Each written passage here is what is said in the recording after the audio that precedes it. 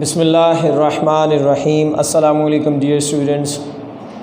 Usman Ali from the platform of Muslim College Gojra, the name of excellence. Students, हम book 3 अपना poetry का section start कर चुके हैं और पोएम नंबर 1 को हमने कुछ डिस्कस किया अपने प्रीवियस लेक्चर के अंदर। उसमें हमने about the poet W.H. Davis जो पोइट है उसके बारे में पढ़ा और फिर हमने थीम डिस्कस किया और उसके साथ साथ हमने पैराफ्रेज को पढ़ा पोएम की।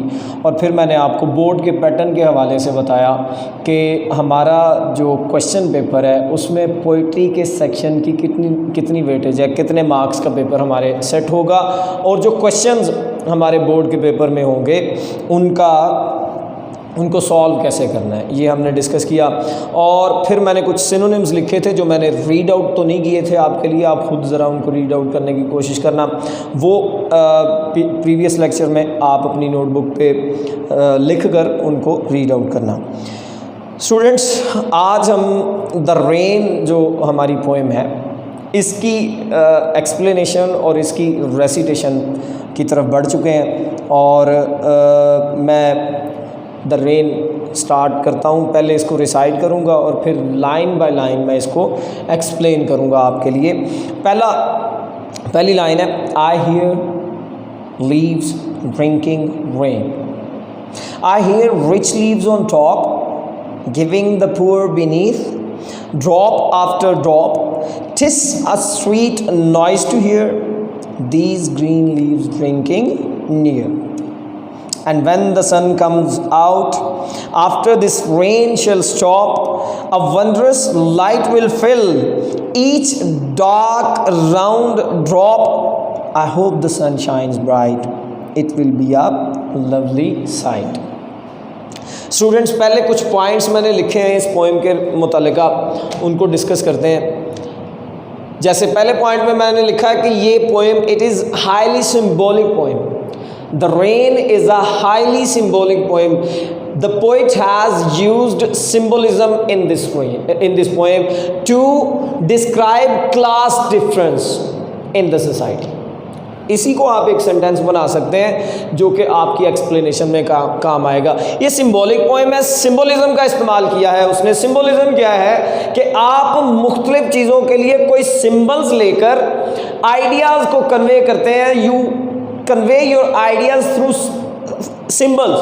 आप उनको एक्सप्लेन करने की कोशिश करते हैं, डिस्क्राइब करते हैं, डिपिक्ट करते हैं। और क्लास डिफरेंस को उसने यहाँ पे डिपिक्ट किया है, डिस्क्राइब किया। क्लास डिफरेंस क्या है कि class difference unequal distribution of wealth जो है हमारी सोसाइटी के अंदर। यानी एक तबका अमीर है, ताकतवर है और वो अपने से निचले तबके का जो कि कमज़ोर और गरीब है इस्तेहसाल करता है और सबसे पहले all the resources present in the society उनको वो हड़प करता है और फिर अपने से निचले तबके को खैरात समझकर बचा खुचा माल जो है वो उस तक पहुंचाता है। इस तरह से सिंबलिज्म इस्तेमाल हुआ है। अब सिंबॉलिकली उसने जिन चीज़ों को यूज़ किया है वो है ग्रीन लीव्स ऑन टॉप और जो लीव्स बीनीथ हैं। जो ग्रीन लीव्स ऑन टॉप है ये प्लेंटीफुल है, ये तादाद में ज़्यादा है, सरसब्ज हैं और चोटी पर ये पत्ते मौजूद हैं। जब बारिश का पानी बरसता है तो सबसे पहले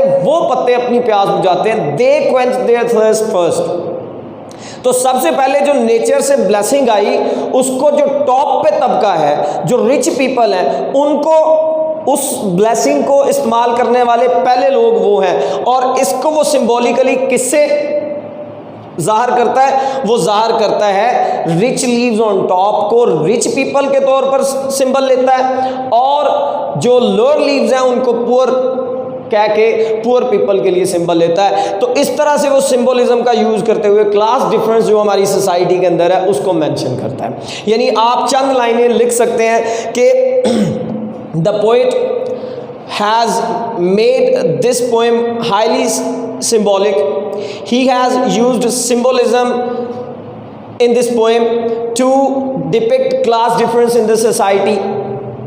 He says that the rich in the society like the rich leaves on top receive the blessings of Almighty Allah first, and then they trickle down it to the lower class, to the poor people afterwards, penny after penny or drop after drop. ठीक है जी, तो ये चीज़ें आप अपनी explanation में use कर सकते हैं। फिर आप इसी को मेटाफर भी कह सकते हैं, यानी उसने मेटाफर एक पोइटिक डिवाइस है, सिंबोलिज्म भी पोइटिक डिवाइस है। मेटाफर कहते हैं कि आप दो चीज़ों का कंपैरिजन करते हैं, एक चीज़ को दूसरी चीज़ की तरह कहकर और बिल्कुल वैसा कहकर। फॉर एग्जांपल, और इसके पैरेलल क्या होती है, इसके पैरेलल होती है सिमिली, ये भी एक पोइटिक डिवाइस है। ये चीज़ें आपने समझनी है। पोएम्स को समझने के लिए आपको इन चीज़ों का पता होना चाहिए। मेटाफर ये है, मैं दो सेंटेंसेस लिखता हूँ और उनसे मैं आपको समझाता हूँ। फॉर एग्जाम्पल मैं कहता हूँ he is brave like a lion, या मैं वैसे ही कहता हूँ he is like a lion, he is a lion, he is as brave as a lion। ठीक है जी, ये मैंने 3 सेंटेंसेस लिखे हैं। A man can never be a lion। इंसान इंसान होता है, शेर शेर होता है, वो कभी भी शेर नहीं बन सकता। ठीक है, और जो जितना बहादुर शेर है उतना इंसान नहीं हो सकता। ठीक है, बाय द वे इंसान ज़्यादा ब्रेव है क्योंकि वो तो शेर को भी अपने ताबे कर लेता है अगर उसमें कुछ गुण हो। तो अब देखें ना, he is like a lion, आप समझाना ये चाह रहे हैं कि वो इतना दलेर है जितना शेर होता है। He is as brave as a lion, जितना शेर होता है उतना दलेर है। और यहाँ ही इज़ अ लायन, इसमें भी आप यही बात समझाना चाह रहे हैं कि वो शेर जैसा है। ठीक है जी, आप कहते हैं ना कि फलां शेर की तरह है, तो वो आप ना यहाँ पे जहाँ लाइक और एज का वर्ड आया है, ये सिमिली होती है, यानी comparison of two things with the use of words like और एज इज कॉल्ड सिमिली। जबकि अगर लाइक और एज का वर्ड यूज नहीं किया गया, विदाउट दैट वो मेटाफर होगा, यानी comparison between two things without the use of words like और एज इज कॉल्ड मेटाफर। और इसमें एक चीज़ के फीचर को दूसरी चीज़ के फीचर के साथ कंपेयर किया जाता है। यानी लायन कहना कि वो वैसा ताकतवर, वैसा दलेर है, वैसा बहादुर है। ठीक है, ये हम मेटाफर। अब यहाँ पे मेटाफर कहाँ यूज़ हुई है, यानी वो रिच लीव्स ऑन टॉप को रिच कह रहा है, मेटाफर है रिच पीपल के लिए, और जो द पुअर लीव्स बीनीथ हैं उनको वो पुअर के लिए मेटाफर यूज़ कर रहा है। तो सिंबोलिज्म मेटाफर यूज़ हुआ है कुछ लाइंस में पोएम की, और किस तरह हुआ है ये मज़ीद जब हम टेक्स्ट पढ़ेंगे उसमें मैं आपको समझाऊंगा। फिर बात आती है पर्सोनिफिकेशन, इसमें उसने बहुत इस्तेमाल की है। पर्सोनिफिकेशन क्या होती है कि आप कोई ऐसा एट्रीब्यूट किसी चीज़ को देते हैं जो कि उसका नहीं, और ज़्यादातर वो एट्रीब्यूट ह्यूमन होता है। फॉर एग्जाम्पल, वो कहता है ड्रिंकिंग लीव्स, लीव्स यानी drinking, I hear leaves drinking rain, यानी मैं पत्तों को सुनता हूँ पानी पीते। ड्रिंक करना जो है वो ह्यूमन एट्रीब्यूट है। द लीव्स डोंट ड्रिंक, वो पानी नहीं पीते। अब वो उनको क्या कर रहा है, पर्सोनिफाई, यानी when you give some human attribute to a non living thing it is called personification. ठीक है, पर्सोनी, और वो पर्टिकुलर नॉन लिविंग थिंग जिसको आपने ह्यूमन एट्रीब्यूट दिया है उसे कहते हैं पर्सोनिफाइड ऑब्जेक्ट। अब पर्सोनिफिकेशन इसने इस पोएम के अंदर इस्तेमाल की है। फिर इमेजरी, सीनिक ब्यूटी जो आपको पोएम की, आप पोएम के म्यूजिक को महसूस करेंगे जब आप पोएम पढ़ेंगे। आप बारिश को पत्तों पर बरसता देखेंगे, यानी इमेजिन करेंगे, आपकी सेंसेस को ये प्रोवोक करेगी पोएम। तो वो इमेजेस जो आपके सामने नज़र आते हैं कोई चीज़ पढ़ते हुए, फॉर एग्जांपल आप एक नॉवल पढ़ते हैं, उसमें एक स्टोरी चल रही है, कुछ कैरेक्टर्स हैं, उनके दरमियान कोई भी मामलात हो रहे हैं, तो आप उनको इमेजिन जब करते हैं तो वो आपकी इमेजरी को प्रोवोक कर रहा होता है। ठीक है, तो इमेजरी यहाँ पे यूज़ हुई है, यानी वो बारिश के बरसने से लेकर सूरज के तुलू होने तक के तमाम मंजरनामे को आपकी आंखों के सामने लाने की कोशिश करता है। ये यूज़ ऑफ इमेजरी इसमें हुआ है। ये ऐसे पॉइंट्स हैं जो अपनी एक्सप्लेनेशन में आप ही छोटे छोटे सेंटेंसेस बनाकर आप लिख सकते हैं। मज़ीद मैं आपको इस पर खुद लाइनें लिखवाया करूँगा और आपके नोट्स भी आपके मैं बनवाऊँगा, यानी मैं एक्सप्लेनेशन आपको लिखवाऊँगा। ये हैंड बुक्स की एक्सप्लेनेशन पर हम इक्तफा नहीं करेंगे। फिर इसमें ना उसने रेपिटिशन की पोएटिक डिवाइस, ये पोएटिक डिवाइसेस डिस्कस कर रहे हैं जो इस पोएम के अंदर जो सेलिएंट पोएटिक डिवाइसेस यूज़ हुई हैं उनको हम रेपिटिशन यूज़ की है उसने, रिपीट करना। रेपिटिशन क्या है? रिपीटेड थिंग, ठीक है। रेपिटिशन उसने इस पोएम के अंदर यूज़ की है और रेपिटिशन जो पोएटिक डिवाइस है ये पर्पसफुली की जाती है, यानी आप रिपीट करते हैं कुछ चीज़ों को कि उनकी जो इम्पोर्टेंस है, उनकी वर्थ है, उसको प्रॉम्प्ट करने के लिए, उसको लोगों के सामने हाईलाइट करने के लिए आप चीज़ों को रिपीट करते हैं, उसको रेपिटिशन कहते हैं। जहाँ रेपिटिशन यूज़ हुई है वो भी मैं आपको बताऊंगा। फिर इस पोएम के अंदर डेवलपमेंट ऑफ थॉट है from pessimism to optimism. There are two approaches towards life. One is optimistic approach and the other is pessimistic approach. Optimism क्या है? That you are always hopeful. You always think of positive things. आप हमेशा हर तरह की सूरत हाल में क्या सोचते हैं कि कुछ ना कुछ मुस्बत ही होगा, कुछ ना कुछ अच्छा ही होगा। फॉर एग्जाम्पल मैं आप, और पेसिमिज्म क्या है कि आप होपलेस हो जाते हैं, आप फ्रस्ट्रेटेड होते हैं, आप डिसअपॉइंटेड होते हैं, आप हर वक्त हर चीज़ में कोई ना कोई मनफी पहलू निकालते हैं। For example you see the clouds rising on the horizon, उफक पर आपको बादल उठते दिखाई देते हैं। आप कहते हैं कि जी जनाब गर्मी का मौसम है, बादल उठ रहे हैं, ठीक है, थोड़ी देर तक ये छा जाएंगे, बारिश बरसेगी और हमें सुकून और सुख का सांस मिलेगा, हमें राहत मिलेगी इससे और मौसम खुशगवार हो जाएगा। ये है ऑप्टिमिस्टिक अप्रोच। और एक आपके साथ कोई पेसिमिस्ट खड़ा है, वो क्या कहेगा? ये जो गर्दो गुबार नज़र आ रही है उफक पर, ये तूफ़ान की शक्ल इख्तियार कर लेगी, थोड़ी ही देर तक बहुत ख़तरनाक किस्म का तूफ़ान आएगा, फिर तूफ़ानी बारिश आएगी, फिर सैलाब आएगा और सब कुछ उजाड़ के रख देगा।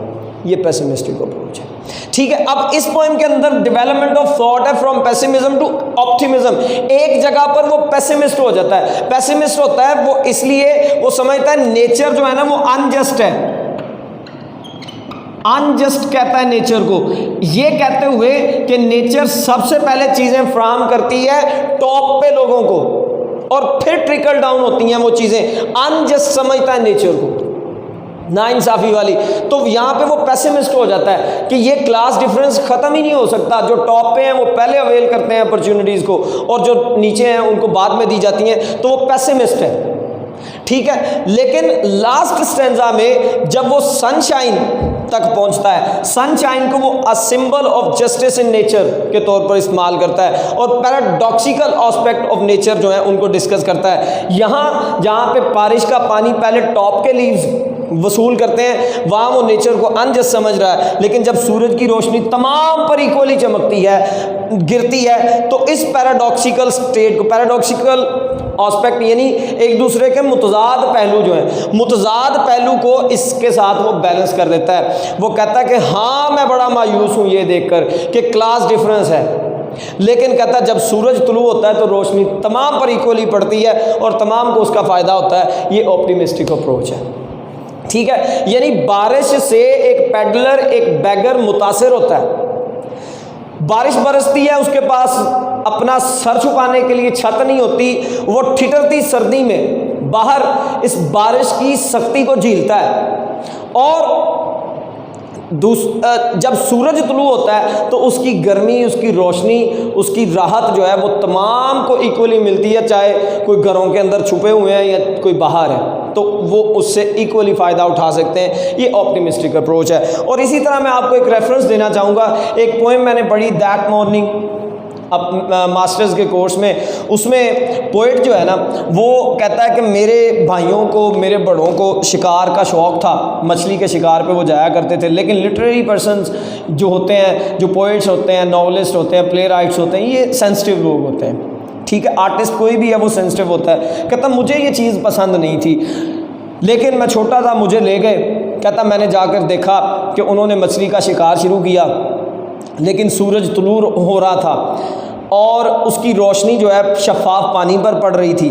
फिर पानी में जब रोशनी पड़ रही थी तो उसमें तैरती मछलियों के शानों पर भी वो रोशनी पड़ती, फिर वो मुनक़्क़स होकर मुख्तलिफ रंगों की रोशनी की सूरत में बाहर हमें चमकती दिखाई देती। कहता वो एक लाइट थी, वो नूर था, वो क्रिएटर का नूर था, जो खालिक व मालिक है, जो अपनी मखलूक में अपनी जो मुसव्वरी दिखाता है, जो अपनी कारीगरी दिखाता है, ठीक है, उसका कहता नूर था। उसने मेरी सोल को बड़ा पीस प्रोवाइड किया।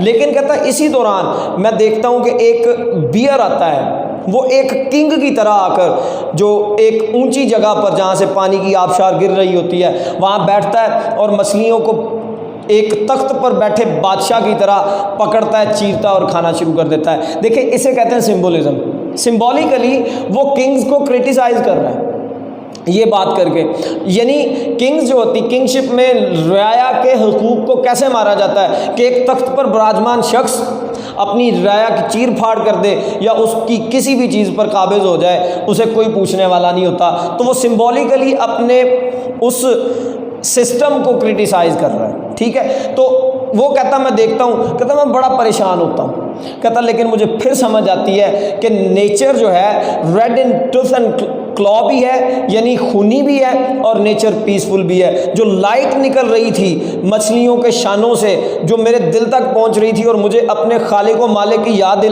दिला रही थी, तो वो पीसफुल एस्पेक्ट ऑफ नेचर था। जबकि जब वो बियर आता है, वो जब मछलियों को खाना शुरू करता है, तो वो एक खूनखार brutal type of aspect of nature भी है, और नेचर अपने आप को बैलेंस करती है। ये आपने बायोलॉजी में पढ़ा होगा कि नेचर ने अपने आप को कैसे बैलेंस किया हुआ है। प्रीडेटर और प्रे का जो सिस्टम है वो क्या है, इकोसिस्टम को कैसे कायम रखा जाता है। तो नेचर ने दोनों एस्पेक्ट ही हमें दिखाए हुए हैं। यहाँ भी ये पोएट जो है वो इसका कायल फिर हो जाता है। अब हम पढ़ते हैं पोएम की लाइंस को। मेरा ख्याल इस पे हमने काफ़ी डिस्कशन कर ली, और अब मैं स्ट्रेट फॉरवर्ड लाइंस को पढ़ जाऊँगा और आप इंशाल्लाह इस पोएम को बड़ी अच्छी तरह से समझ जाएंगे। I hear leaves drinking rain, मैं सुनता हूँ। अब देखिए, सुनता हूँ पीते हुए बारिश का पानी पत्तों को, तो ये पर्सोनिफिकेशन है, ठीक है। उसने पर्सोनिफाई कर दिया, पत्ते पानी नहीं पीते, तो उसने पर्सोनिफाई कर दिया। I hear rich leaves on top, यहाँ मेटाफर और सिंबलिज्म यूज हुआ है कि मैं सुनता हूँ रिच लीव्स को जो इन प्लेंटी हैं, जो घने हैं टॉप पर, गिविंग द पुअर बीनीथ, कि वो देते हैं नीचे गरीबों को, ड्रॉप आफ्टर ड्रॉप, ये है जी रेपिटिशन। एक पर्टिकुलर इम्पैक्ट डालने के लिए उसने ड्रॉप आफ्टर ड्रॉप, एक एक कतरा करके, कि थोड़ा थोड़ा करके, बिल्कुल थोड़ा थोड़ा। तो ये एक पर्टिकुलर पर्पस के साथ उसने इस वर्ड को रिपीट किया, इसे रेपिटिशन कहते हैं। कहता कतरा कतरा करके पहुंचाते हैं नीचे। TISS a sweet noise to here. देखिए ये इस ऊपर बड़ा मायूस है इस बात से, लेकिन नीचे कहता है कि नेचर के अंदर जो अच्छे एस्पेक्ट हैं उनका मैं कायल हूँ। ये बड़ा ही सुरीला शोर है, ये मीठा शोर है। आप भी कभी महसूस कीजिएगा, बरसती बारिश के कतरे जब ज़मीन पर पड़ते हैं या मुख्तलिफ चीज़ों पर पड़ते हैं तो वो एक स्वीट नॉइज़ क्रिएट करते हैं। कहता ये मेरे लिए पॉजिटिव चीज़ है कि ये नॉइज़ जब मैं सुन रहा हूँ तो ये मेरे लिए स्वीट है, मेरे लिए पीसफुल है। These green leaves drinking near, ये जो कहता सब्ज़ पत्ते मेरे करीब पानी पी रहे हैं। अब देखें इसमें उसने पेसिमिज्म टू ऑप्टिमिज्म सफ़र करना जो है वो शुरू कर दिया इसी स्टैंजा के अंदर। अब लास्ट स्टैंजा देखें, and when the sun comes out, जब सूरज तुलू होगा, सूरज निकलेगा, after this rain shall stop, जब बारिश रुकेगी, अब वंडरस लाइट विल फिल, एक हैरान कुन रोशनी भर देगी, ईच डार्क राउंड ड्रॉप, हर गहरे गोल कतरे को, आई होप द सन। देखें ये आपने मंजर शायद देखा हो, नेचर की कंपनी में रहा करें। डैफोडिल्स आप पोएम पढ़ के आए हैं मैट्रिकुलेशन में, विलियम वर्ड्स की लिखी हुई, वो देखें कि वो डैफोडिल्स की ब्यूटी को देखकर कितना मुतासिर होता है। जितना आप नेचर की कंपनी में रहेंगे आप उतना ही उसको तख्लीक करने वाले की जो तख्लीकी अहमियत है, जो तहलीक की काबिलियत है अल्लाह ताला की ज़ात की, उसको भी आप समझेंगे। और आपको बेसिकली कुरान करीम में तदब्बुर और तफक्कुर की दावत जो है वो इसीलिए बार बार दी गई है। चांद सितारों का जिक्र, आसमान ज़मीन का जिक्र किया जाता है, शजर का, हजर का, सब हर चीज़ का ज़िक्र करने का मकसद अल्लाह ताला का यही है कि आप गौर व फिक्र करें और आप समझें कि इनका खालिक व मालिक क्या है, वो कितनी बड़ी ज़ात है, इसको समझने की कोशिश करें। तो अब देखें, आपने जब बारिश बरस चुकी होती है तो कभी आपने ये मंज़र देखा होगा कि दरख्तों के पत्तों पर बारिश के कतरे रुक जाते हैं, ठहर जाते हैं। फिर जब सूरज तुलू होता है तो उन पर जब सूरज की रोशनी पड़ती है तो वो मोतियों की तरह चमकते हैं। ऐसे लगता है जैसे कोई हीरे मोती को, डायमंड्स चमक रहे हैं बारिश दरख्तों के पत्तों पर। तो ये वो कहता है कि उनको वो भर देगा, I hope the sun shines bright, और कहता है कि मुझे उम्मीद है कि सूरज खूब चमकेगा, it will be a lovely sight, और ये हसीन नज़ारा होगा, एक खूबसूरत नज़ारा होगा। आपने पढ़ा होगा अपनी बायोलॉजी में कि पत्ते इस एंगल से दरख्तों की टहनियों पर उगते हैं कि हर एक पर सूरज की रोशनी यकसां पड़ सके, क्योंकि उसमें फ़ोटोसिंथेसिस होती है, और फ़ोटोसिंथेसिस का अमल जो है उसके लिए रोशनी सबसे ज़्यादा इम्पोर्टेंट जो फीचर है। अगर सनशाइन नहीं होगी तो वो अपना काम ही नहीं कर पाएंगे। तो इस अंदाज से कहता है अब सूरज की रोशनी तमाम पर पड़ेगी और ये बहुत ही अच्छा मंजर होगा। यहाँ पे वो जस्टिस इन नेचर की बात कर रहा है कि अब सूरज की रोशनी तो सारे ही फ़ायदा उठाएंगे। ये नहीं कहा जा सकता कि एक की छत पर सूरज चमके दूसरे की छत पर ना चमके। अब यहाँ पे वो उसे जस्टिस नज़र आ रही है नेचर के अंदर। ये थी जी हमारी पोएम नंबर 1 द रेन। उम्मीद है कि आपको इसकी समझ आई होगी। अब आप इसको अपने तौर पर भी रीड करें और इन पॉइंट्स के ऊपर भी आप अपने आप को क्लियर करें। फिर इंशाल्लाह मैं इसका आपको होम टास्क दूंगा। ये था मेरा आज का लेक्चर। इंशाल्लाह अगले लेक्चर के साथ आपके सामने हाजिर होंगे। अपना ख्याल रखिए, दुआओं में याद रखिए। Thank you so much. अल्लाह हाफिज़।